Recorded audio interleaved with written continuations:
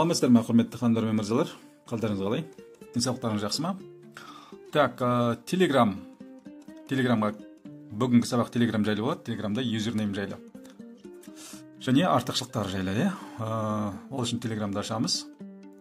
Бірінші сізде керегі Телеграм аккаунтыңыз толық орнымен толықтырылған болу керек, настройка жасалған болу керек. Ол үшін Телеграмдағы аккаунтқа мінекей өтіп, настройкаға өтеміз.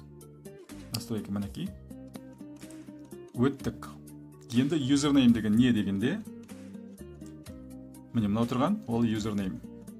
Сіздің мынау аты жөніңіз. Бұл жерге қандай атыңызды, тегіңізді, фамилияңызды, басқа нәрсені жазсаңыз, сол жерде тұрады. Мынау фото, мынау қосымша фото жүктеу. Мынау сіздің телефон номеріңіз. Осы неге Телеграмға аккаунтқа тіркелген телефон номер. Енді бізге ең маңызды керегі мынау юзернейм дейді, ағылшынша аты. Яғни сіз аккаунт ашқан кезде көп жағдайда адамдар аты жөнін толтырады, болды, одан кейін арғай кете берді. Олай Телеграм жұмыс жасай береді, онда тұрған ештеңе жоқ, қарапайым адамдарға сол жеткілікті. Ал енді біздерге, әсіресе осы Жібек Жолы компаниясында және басқа да компанияларда жұмыс жасап отқан, бизнес жасаған адамдарға юзернейм болған ол керек, міндетті түрде, себебі сол арқылы сіз көп жетістіктерге жете аласыз. Ол үшін мына жерді толтыру керек. Ол жер көп адамдарда бос тұр, сондықтан ол бос тұрған жерге кіріп осылай жазасыз. Не жазсаңыз, сіздің атыңыз солай шығады. Мысалы, мен қазір мына жерге жазып көрейін, Жібек Жолы деп.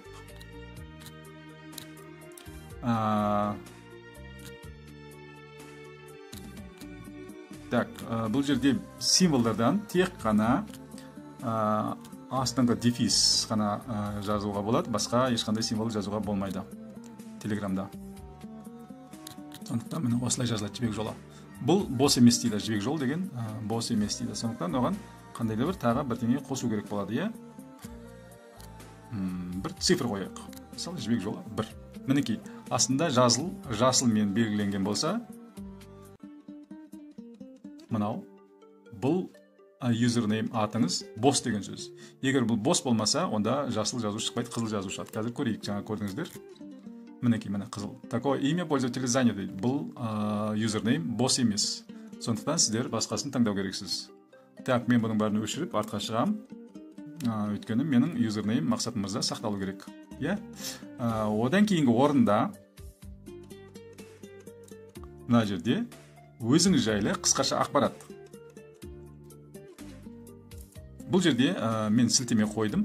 Бұл жерде менің контактілерім деп сілтеме қойдым. Ол сілтемеде шағын кішкентай сайт сияқты болып ашылады сілтеме арқылы. Енді ол маған ол ашылмайды, ал басқа менің аккаунтымды ашып көрген адамдарға ол сілтеме болып ашылады. Ол сілтеме арқылы өтіп, менің басқа контактілерім көре алады. Ол жерден Instagram аккаунт, YouTube аккаунт, тағы кез келген барлығын қоса беруге болады. Мен сол екеу-үшеуін қостым. Қазір есімде жоқ не қосқаным, бірақ кейін оны ашып, менің аккаунтымды ашып көрсеңіз, өзіңіз көресіздер. Шағын кішкентай сайт сияқты етіп жасап қойдым. Ал енді мына юзернейм, бұны мысалға мен ашқанда ол тек былай өзгерту болып ашылады. Ал клиенттерге ол сілтеме болып ашылады. Юзернейм, яғни Телеграмның сілтемесі мынандай болады. Мынау Телеграмның сілтемесі. Бұл қысқаша жазғанда мына жерден былай қылып жазуға да болады. Қолмен жазсаңыз да болады.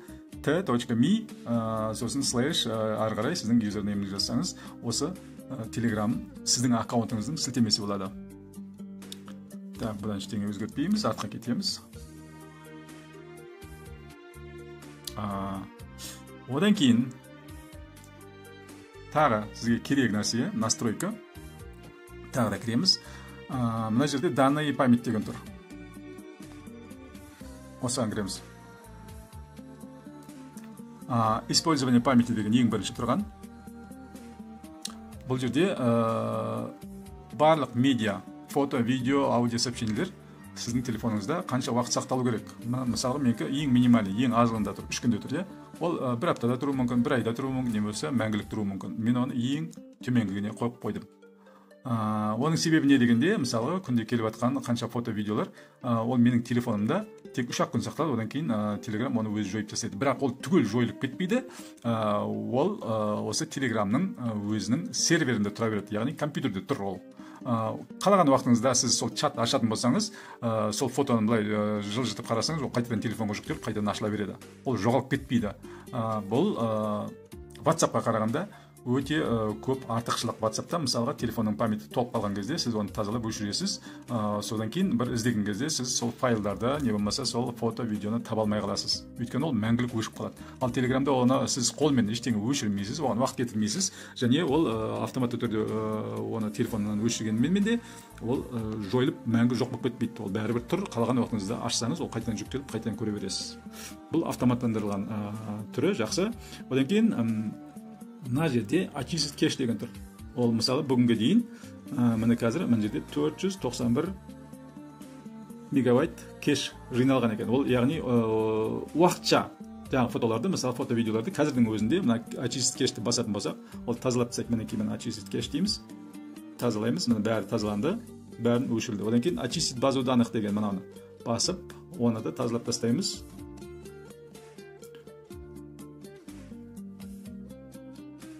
Мінекей тазаланды, бірақ барлығы түгел тазаланғанда бұл ешқашан 0 болмайды. Өйткені ең маңызды, керекті сақталатын информация ол осы жерде сақталады. Оның өзі қазір 5-7 мегабайт болды, бірақ ол соншалықты қазір арзымайтын нәрсе, сондықтан оған көңіл бөлудің керегі жоқ. Мінекей бұл жерде настройкасын жасап болғаннан кейін бұдан шығасыздар. Одан кейін жүктеу. Осы Телеграмға, телефонға жүктеу. Мысалға мінекей мына жерде через мобильный сеть дегенді мен өшіріп тастадым. Яғни мобильный данный арқылы, сим-картаның интернет арқылы менің телефон ештеңе жүктемейді. Бірақ сообщениелер келе береді, бірақ фото, видео жүктелмейді. Жай қарапайым жазулар келе береді. Ал басқаның бәрін Wi-Fi арқылы ғана жүктейтін қойып қойдым. Бұл маған осылай тиімді болған себебі. Және осының ішінде сіз қаншалықты, қандай сапада жүктеуді өзіңіз тағы да белгілей аласыз. Мінекей мына жерде менікі ең жоғары сапасында тұр. Оны мысалға сізге интернетіңіз жай немесе нашар, болмаса интернет лимитіңіз аз болса, бұны көлемін азайтуға болады. Орташа немесе өте төмен сапаға қойып, сосын мына жерде фото, видеолардың қайсысын жүктеу керек, жүктемеу керек, оны белгілеуге болады. Және бұларды сіз жүктемегеннің бәрін қойғанның өзімен де оны кейін чат ашқан кезде сол келіп тұрған фотоның үстін бассаңыз, ол автоматты түрде сол жерде сіз, яғни оны сіз қолмен ғана жүктейсіз. Мынау қазір автоматты жүктелуде тұр, мынаның бәрі автоматты жүктелу. Егер бұны өшіріп қоятын болсаңыз, мысалы былай қылып, бұл видео сізге тіпті келмейді емес, ол келіп тұр, бірақ ол жүктелмей тұрады. Оны видеоның үстінен басқан уақытта жүктеледі, және бұның несін өзгертуге болады. Мысалға міне қай канал, мінекей мына жерде галочкалар тұр. Мынау каналдардан, не болмаса группа чаттардан, не болмаса өзінің жеке чаттарыңыздан, қайсынан, не болмаса сіздің контактіңізде, телефонның контактісінде бар адамдардан жүктеу керек. Осы галочкаларды алып тастасаңыз жүктелмейді, қосып қойсаңыз солардан жүктеледі. Сондай да настройкалар бар, Сосын мына жерде максимальный размер видеоның ең үлкен размері автоматты жүктелетін, мысалға қазір 15 мегабайт деп тұр, мінекей. Мынау оны да өзгертуге болады. Мысалға интернетіңіз өте нашар, болмаса лимит аз болса, бұны азайтып қоюға болады. Мына былайынан мысалға былай қойсақ 1 мегабайт қана сізге видео болса жүктеледі, одан үлкен болса жүктелмей тұрады, оны тек қолмен басқанда жүктеледі. Ал егер бұны көбейтіп қойсаңыз, мысалға менің интернетім мысалға шексіз, былай қойсам да болады, бірақ ол кезде өте үлкен видеолар келе беретін болса, ол да бәрібір телефонның памятін толтыратын болғандықтан мен керегін 10 мегабайтқа қойып қояйын. Одан үлкен болса, өзім қолмен басып жүктеймін. Мінекей осылай қойып қоямын. Одан үлкен болса, оны өзім нетемін. Бұл да керекті настройка деп ойлаймын. Сосын астында мінекей оң жақтағы астында сохранить дегенді басып, осыны сақтаймыз. Сосын фотолар. Фотоларда сондай настройка бар. Одан кейін басқа файлдарда да осындай настройкалар бар. Файлдарға не жатады? Документтер, тағы басқа нәрселер жатады. Приложениелер, тағы басқа да заттар файлға жатады. Сондықтан ондай жібергенде мына жерде 3 мегабайтқа дейін деп тұр. Осы жарайды. 3 мегабайттан артық документ болса, ол маған керек па, керек емес па, өзім шешемін. Сөйтіп жүктейміз. Так, бұл медиа жағын түсінікті деп ойлаймын. Айтқандай, тағы бір айта кететін нәрсе, Телеграмның тағы бір артықшылық жері. Сіз қандай да бір нәрселерді өзіңіз сақтап қалғыңыз келсе, сізде өне бойы соған қолжетімді болу үшін, ол нәрсені сіз өзіңіз жіберуіңізге болады. Ол дегеніңіз мына жерде тұрады, мына избранный деген. Бұл өзіңіз. Қазір сол жерде басып өтіп көрейік. Мінекей, мысалы мен қандай бір нәрсені сақтағым келсе, осы жерге жіберіп қоямын, осы жерде тұрады міне. Фотолар болсын, басқа нәрсе болсын, кез келген нәрсе осында жіберіп қойсаңыз, осы жерде тұрады. Бұл енді телефонның памятіне байланысты болмағандықтан Telegram бұл шексіз сақтау орны деуге болады. Сіз кез келген нәрсені, видео файлды жіберуге болады. Мысалға, осының алдында түсірген видеоны мен осы жерге жіберіп қойсам, мына осылайынан өзім жіберемін галереядан, болды, ол осы жерде мәңгі сақталады. Және мен іздеген кезде мен галереядан өшіріп тастасам, осы Телеграмнан қайтадан жүктеп алып, оны ары қарай қайтадан жібере беремін. Осындай артықшылықтары бар. Мінекей осы ең басты артықшылықтары осы. Сосын Телеграмның бір жақсы жері, WhatsAppқа қарағанда сіз бірнеше клиент аша беруіңізге болады. Мысалы, Телеграмды бір мезгілде бірнеше телефон ашуға болады, және компьютермен бірнеше компьютер аша беруге болады.